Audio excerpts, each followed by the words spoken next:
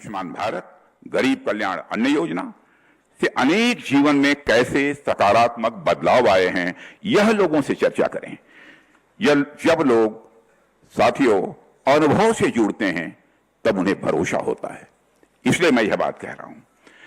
दूसरी बात, बिहार के आत्मविश्वास को फिर से जगाइए, बिहार के आत्मविश्वास को फिर से जगाइए, अतीत के गौरव को भविष्य की प्रेरणा बनाइए, लोगों को याद दिलाइए कि वही धरती है जहां भारत का सबसे पहला गणराज्य था, जहां महात्मा बुद्ध और भगवान महावीर ने ज्ञान दिया था, और जहां से संविधान सभा का नेतृत्व करने वाले बाबू राजेंद्र प्रसाद जी आए, और जहां से संविधान को बचाने वाले जयप्रकाश नारायण जी आए, जिन्होंने संपूर्ण क्रांति का आह्वान भी इसी पटना की धरती से किया था।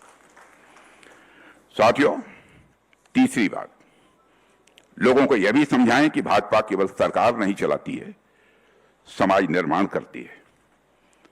दोस्तों, हम राजनीति केवल सरकार बनाने के लिए नहीं करते हैं, हम राजनीति करते हैं तो समाज बनाने के लिए राजनीति करते हैं।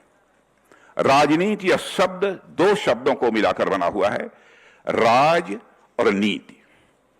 नीति यह संस्कृत के नए धातु से बना हुआ है, जिसका अर्थ होता है ले जाना, टू कैरी आउट।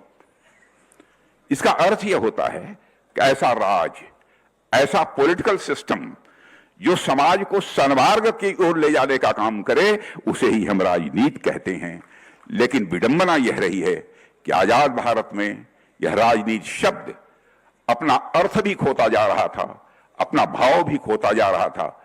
लेकिन भारत की राजनीति में इस राजनीति शब्द के खोए हुए अर्थ और भाव को पुनः स्थापित करने का काम यदि किसी ने किया है तो हमारी और आपकी पार्टी भारतीय जनता पार्टी ने किया है। कांग्रेस और आरजेडी जैसी राजनीतिक पार्टियां केवल कुर्सी पाने की लालसा से प्रेरित हैं, लेकिन भाजपा की प्रेरणा है सिर्फ और सिर्फ राष्ट्र निर्माण।